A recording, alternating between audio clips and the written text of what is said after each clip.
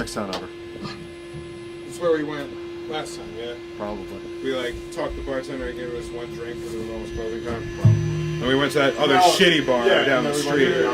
Yeah. Underdog. Underdog! Jakie dog? Kurwa swe. Alright.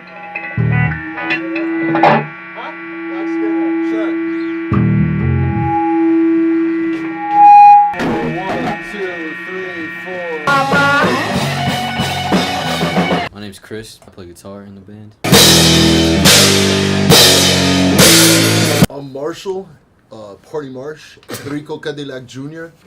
I'm the drummer.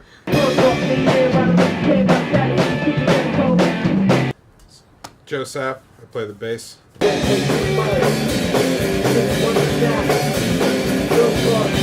Nate, aka Nasty Nate Sr.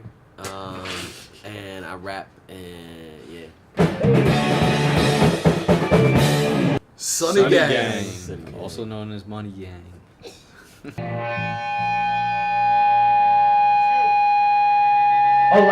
It's based off It's Always Sunny in Philadelphia, because we went to college for 4 years together, and we got into all types of crazy stuff. So our daily lives when we lived together was kind of like that show. So we just took it from there, always ending up in terrible situations and still remaining friends after that. Drunk, screaming at each other. Yeah, throwing chairs. That's the real crux, is we always ended up drunk, screaming at each other, and then it kind of reset the next day.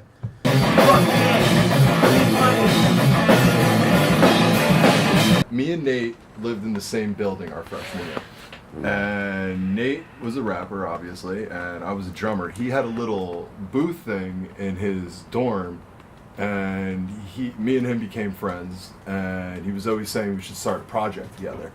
And it didn't happen for a long time, mostly because of me. But eventually, me and him got together, and he just started spitting some bars, and I started playing the drums underneath it. He was coming out with a solo project. So the next year, he came to school, and I was helping him move in because I was volunteering or whatever, and I saw him with a skateboard and a guitar, and I figured, we should all jam together. So long story short, the three of us got together and started kicking around some tunes, and he was working in this lovely studio that we're in right now, and we used to all party together, so he invited us over to come and record one of the songs. And when we were there, he asked us if we needed a bass on the track, and Sunny Gang was born.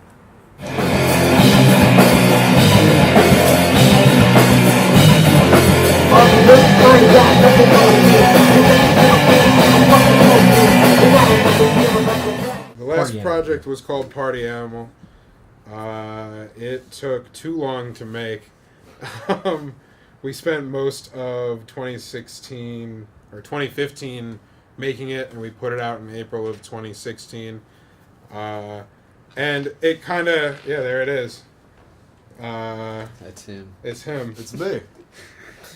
He made us color it orange so version of we him. wouldn't think it was him, but it's still I him. knew Trump was coming. Trendsetter. I'm a Trendsetter. I'm a Oh, shit. trendsetter, prophetic. Trumpsetter.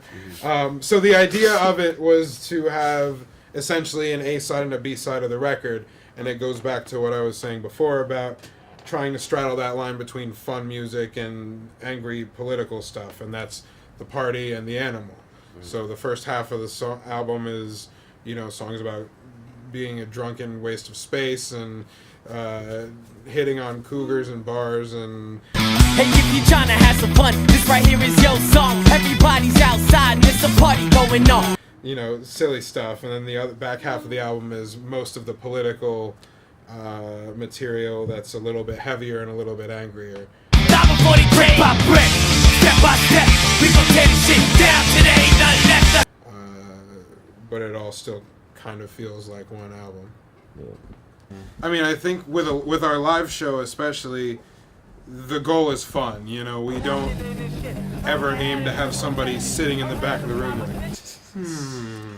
Like, yo, I'm mad broke now. we're shooting more for people jumping on each other's heads and hanging from the rafters. It's So a party.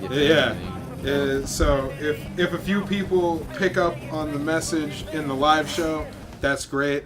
But mostly we just want everybody to have as much fun as possible and want to come party with us as much as possible. So that's where the fun songs really remain important. The songs with a message come across much better on the record because, you know, especially at the level we're at, sometimes we're playing in a place with the worst PA you've ever seen. So it can be sometimes hard to get the full message of the lyrics across coherently in a setting like that, especially where there's bodies flying all over the room.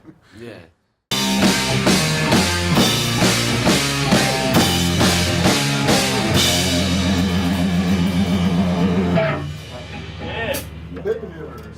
We're Sunny Gang. It's all you radio people. I'm just here so I don't get fined. Just leave it. Just leave it. All I hear is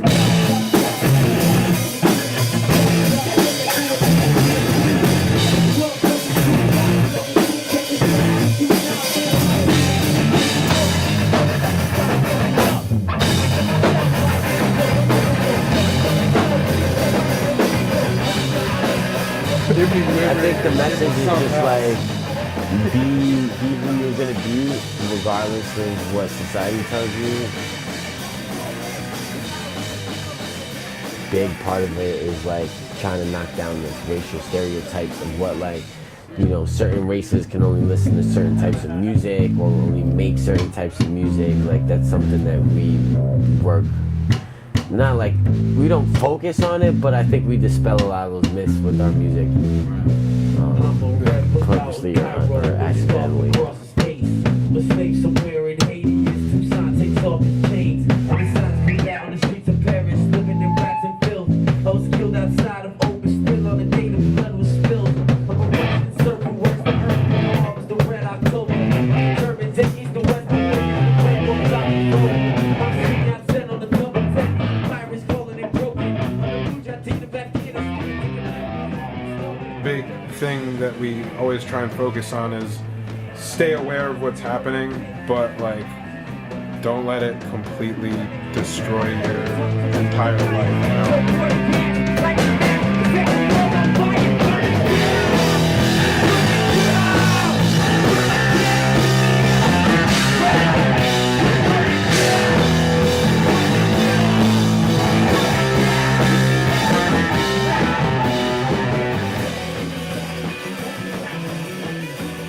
We write up some of these political songs that are very much like pissed off about the way things are in the world, but we also like to write fun music, and it's, you know, it's all about balance. You can't just sit around grumbling about Donald Trump 24/7. You'll lose your mind. So it's important that we always try and straddle that line of having both.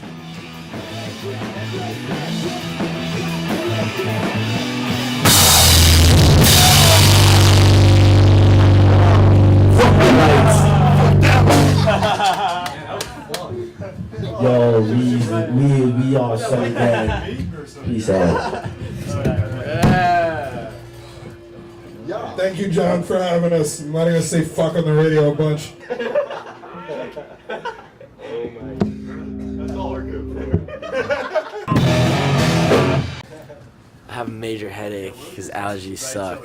Sometimes you gotta do what you gotta fucking do, you know? I'm feeling good, man. That was a lot of fun. I always feel good after a performance, unless we really suck. I'm feeling good. It was good set, I thought. Good set. I feel like somebody took a hatchet and like tried to cleat. I don't know. It's tough, man, because it's kind of like now it's like a trendy thing to resist on like Twitter or Facebook or whatever, you know. So for it to really be resistance, you at least have to have an impact. You know what I mean? So like a tweet, that's not resistance because it's not actually doing shit or changing anything, but like going and petitioning your congressman to like, and then the congressman actually changing his vote or something like that, that's like resistance, you know?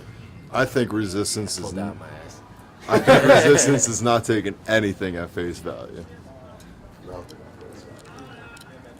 I agree with these guys.